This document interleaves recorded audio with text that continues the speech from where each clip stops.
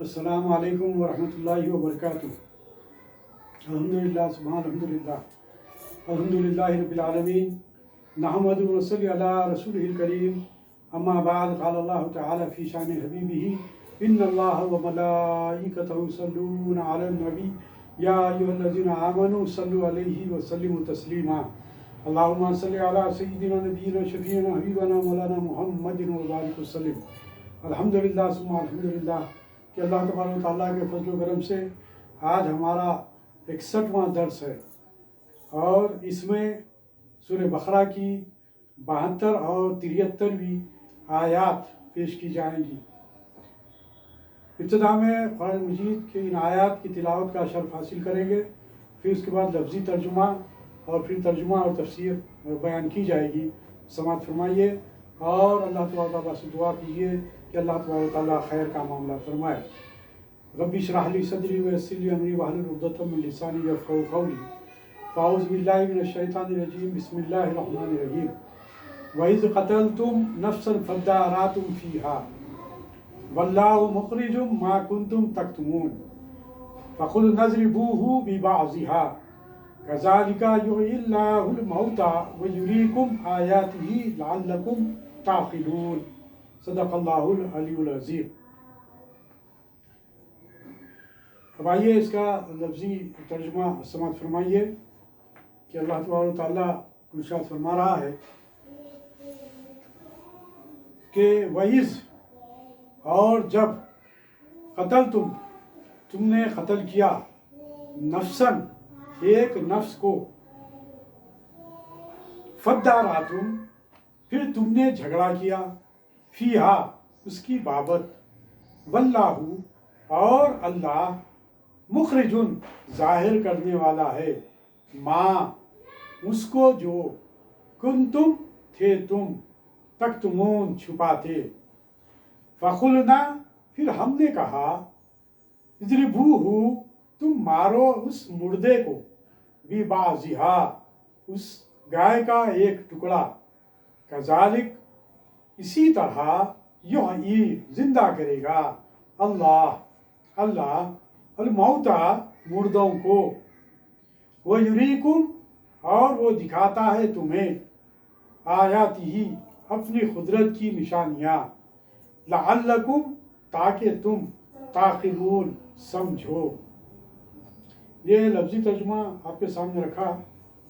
اس آیت کا پچھلی آیت سے چند طرح کا تعلق ہے۔ پہلا تعلق پچھلی آیت میں ذبح گائے کا واقعہ بیان ہوا، اب اس کی وجہ بیان ہو رہی ہے کہ گائے ذبح کیوں کرائی گئی۔ پہلے گائے کے ذبح کرنے کا ذکر ہوا تھا، اب قتل انسانی کا واقعہ بیان ہو رہا ہے جو کہ بنی اسرائیل سے سرزد ہوا۔ اگرچہ قتل انسان پہلے ہوا تھا اور ذبح گائے پیچھے، مگر چونکہ ذبح گائے کا واقعہ بتانا ہی اصل مقصود تھا، اس لیے پہلے وہ ارشاد فرمایا گیا اور ایک واقعے کو دو واقعے کی طرح بیان فرمایا گیا۔ اس کا تیسرا تعلق یہ ہے کہ جیسے رب فرماتا ہے وَاسْجُدِي وَارْكَعِي، یعنی دیکھو رکوع پہلے ہوتا ہے اور سجدہ بعد میں، مگر چونکہ سجدہ نماز میں اعلیٰ مقصود ہے اس لیے اس کا ذکر پہلے ہوا۔ ایسے ہی یہاں ہے، پچھلی آیت کے مضمون پر شبہ پڑ سکتا ہے کہ بنی اسرائیل کا ذبح گائے میں دیر لگانا اپنی سستی یا نافرمانی کی وجہ سے نہ تھا، بلکہ بعض اس لیے کہ ان کو جواب شافی نہ ملا تھا اور گائے کے ذبح اور مردہ ہونے میں کوئی تعلق نہ تھا، اور اس شبہ کو دفع فرمایا جا رہا ہے کہ نہیں، بلکہ یہ سب ان کی سرکشی سے تھا۔ اصل واقعہ ہی ان کی سرکشی پر مبنی ہے، جس میں انہوں نے موسیٰ علیہ السلام کو دھوکہ دینے اور قوم میں فساد پھیلانے کی کوشش کی، یعنی ایک شخص کو ظلماً قتل کیا، پھر دوسروں پر اس کا الزام لگایا، پھر موسیٰ علیہ السلام کو دھوکہ دیا، لہٰذا یہ تاخیر بھی سرکشی کی وجہ سے ہوئی۔ موجودہ زمانے کے بعض بے پڑھے مفسروں نے یہاں واو دیکھ کر کہہ دیا کہ گائے کی ذبح کا واقعہ دوسرا ہے اور یہ قتل جان کا واقعہ ہے دوسرا۔ اگر ایک واقعہ ہوتا تو یہاں وعظ علیحدہ کیوں فرمایا جاتا؟ یہ لوگ موسیٰ علیہ السلام کے اس معجزے کے منکر ہیں اور کہتے ہیں کہ گائے کے گوشت سے کوئی مردہ زندہ نہیں ہوا، مگر یہ محض غلط اور بیہودہ ہے کہ اس سے آگے آ رہا ہے کہ فَقُلْ نَضْرِبُوهُ بِبَعْضِهَا، ہم نے فرمایا کہ مردے کو گائے کا بعض حصہ مارو۔ اگر یہ واقعہ دوسرا ہے کہ کس سے مارا گیا ہے، کس چیز سے مارا گیا اور کیا مارا گیا، تو نیز آگے آ رہا ہے کہ اللہ تعالیٰ مردے زندہ فرماتا ہے، مگر یہاں کوئی مردہ زندہ نہ ہوا، تو اس کا مطلب کیا ہوگا؟ رہا یہاں نماز فرمانا، یہ کوئی یہاں پر جو بات بتلائی گئی وہ یہ کہ یہ واقعہ بیان میں کہہ دیا کرتے ہیں کہ وہ بات یاد کرو جو واقعہ جو گزرا ہے، جو قتل کا جو واقعہ گزرا ہے، چونکہ قتل انسانی بڑا جرم ہے اس لیے علیحدہ یہاں پر فرمایا گیا۔ اس سے یہ بات ہمارے سامنے آتی ہے ان آیات میں کہ جب اس بھتیجے نے چچا کا قتل کر دیا اور پھر اس نے جا کر موسیٰ علیہ السلام سے غلط بیانی سے کام لیا اور جا کر اس نے کہا کہ اسے بازو پڑوس کے لوگ دوسرے لوگوں نے اسے قتل کیا ہے، ان پر الزام لگایا، جس کی وجہ سے موسیٰ علیہ السلام نے ان لوگوں کو بلا کر ان سے سوال کیا، تو انہوں نے اس بات سے اپنے کو بری قرار دیا اور اس بات کا انکار کیا کہ انہوں نے قتل کیا۔ اس کے بعد پھر یہ حکم ہوا کہ تم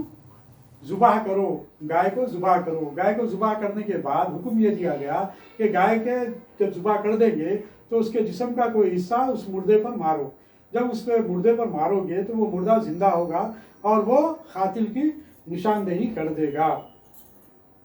اس طریقے سے یہاں پر جو باتیں بتلائی گئی وہ یہی ہے کہ پہلی چیز تو یہ کہ اس پہلے قصے کا ایک حصہ ہے جس میں خدا تعالیٰ نے موسیٰ علیہ السلام کے ہاتھ پر ایک معجزہ یعنی کہ مردے کو زندہ کرنا ظاہر فرمایا، یعنی اے اسرائیلیو تم وہ واقعہ بھی یاد کرو جب کہ تم نے آپس میں ایک خون کر کے دوسروں کو تہمت لگا دی تھی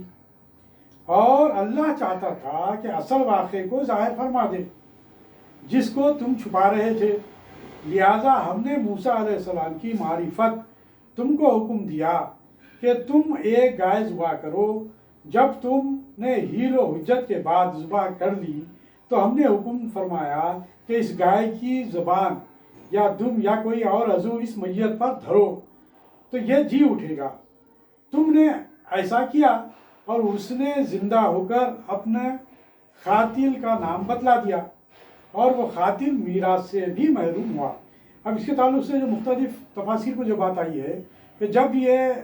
گائے کا جب ٹکڑا اس پر مارا گیا مقتول پر، جب وہ زندہ ہو گیا تو پھر قصاصاً لازمی نتیجہ تھا کہ اس کو قتل کیا جائے، تو لہٰذا اس کو قتل کر دیا گیا قصاصاً۔ اور لازمی بات ہے کہ جو وہ میراث کے لیے تڑپ رہا تھا، میراث کو حاصل کرنے کے لیے اپنے چچا کا قتل کیا تھا، تو میراث سے بھی محروم ہو گیا۔ اور ایک بات میں آپ کے سامنے رکھنا چاہوں گا کہ اس چیز سے آپ ایک اندازہ لگائیے کہ انسان کی جان کی اللہ تبارک و تعالیٰ کے پاس بہت بڑی اہمیت ہے۔ اللہ تبارک و تعالیٰ کے پاس جان کی بہت بڑی اہمیت ہے، اور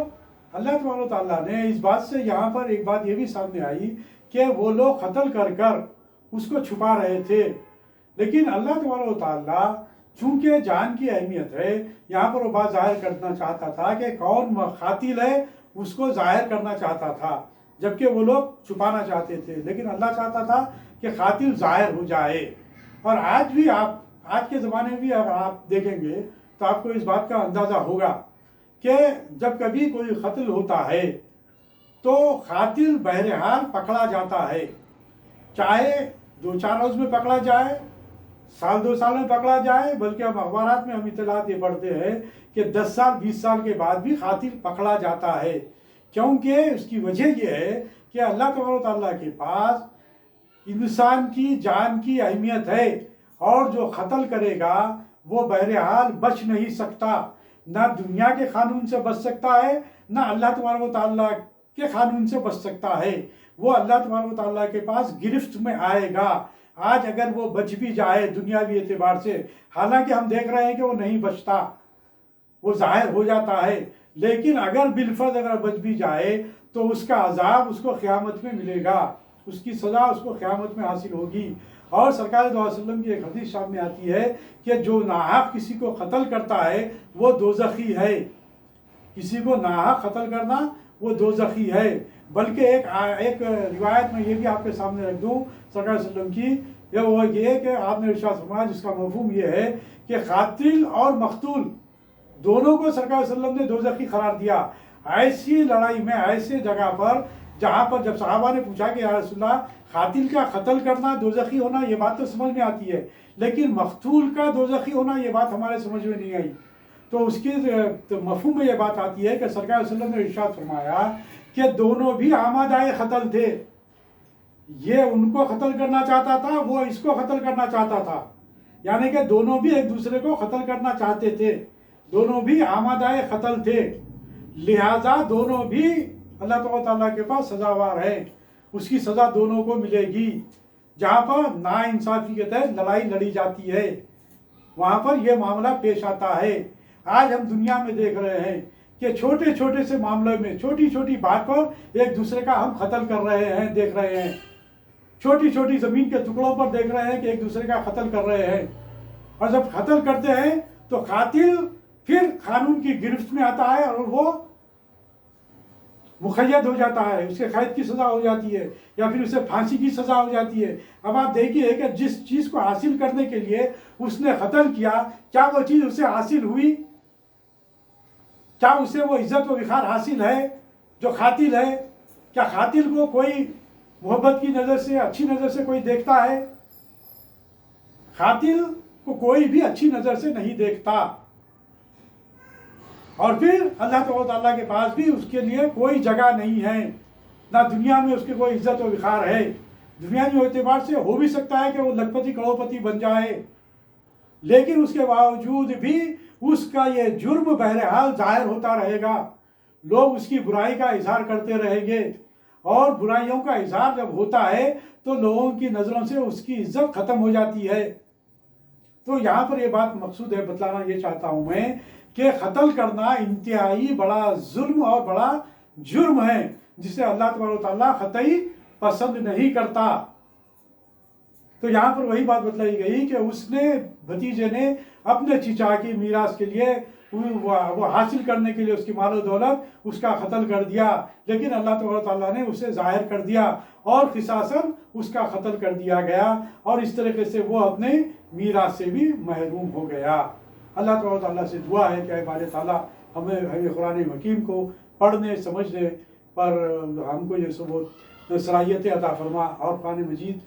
کا جو حکم اور جو درس ہمارے سامنے آتے ہیں اس پر عمل کرنے کی توفیق عطا فرما، اور تمام برائیوں سے، ہر چھوٹی سے چھوٹی برائی سے ہم کو بچا، اور ہر بڑی سے بڑی برائی سے ہم کو بچا۔ اور ہم جانتے ہیں کہ کوئی چھوٹی برائی چھوٹی نہیں ہوتی، کوئی چھوٹی نیکی چھوٹی نہیں ہوتی۔ جس برائی سے اللہ تبارک و تعالیٰ ناراض ہوتا ہے، چاہے وہ چھوٹا ہو، لیکن اگر اللہ کی ناراضگی کا موجب ہوتا ہے تو وہ بہت بڑا گناہ ہے، وہ بہت بڑی برائی ہے۔ اور اگر چھوٹی سے چھوٹی بھی نیکی ہے لیکن اللہ تبارک و تعالیٰ اس سے راضی ہوتا ہے تو وہ ہمارے لیے باعث نجات ہے، اور ہمارے لیے اس رضا میں ہماری کامیابی اور اللہ تبارک و تعالیٰ کی خوشنودی میں ہماری دنیا اور آخرت کی کامیابی ہے۔ اس لیے اللہ تبارک و تعالیٰ سے دعا ہے کہ اے باری تعالیٰ ہمیں تو چھوٹی سے چھوٹے گناہ سے بھی ہم کو بچا، اور چھوٹی سے چھوٹے نیکی کرنے کا بھی ہم کو وہ صلاحیت اور خوبی ہمارے اندر پیدا فرما۔ ربنا آتنا فی الدنیا حسنۃ وفی الآخرۃ حسنۃ وقنا عذاب النار۔ ربنا لا تزغ قلوبنا بعد إذ هديتنا وهب لنا من لدنك رحمة إنك أنت الوهاب۔ ربنا لا تؤاخذنا إن نسينا واخطأنا ربنا ولا تحمل علينا إصرا كما حملته على الذين من قبلنا ربنا ولا تحملنا ما لا طاقة لنا به واعف عنا واغفر لنا وارحمنا أنت مولانا فانصرنا على القوم الكافرين سبحانك اللهم وبحمدك أشهد أن لا إله إلا أنت أستغفرك وأتوب إليك بفضل سبحان ربك رب العزة عما يصفون وسلام على المرسلين والحمد لله رب العالمين.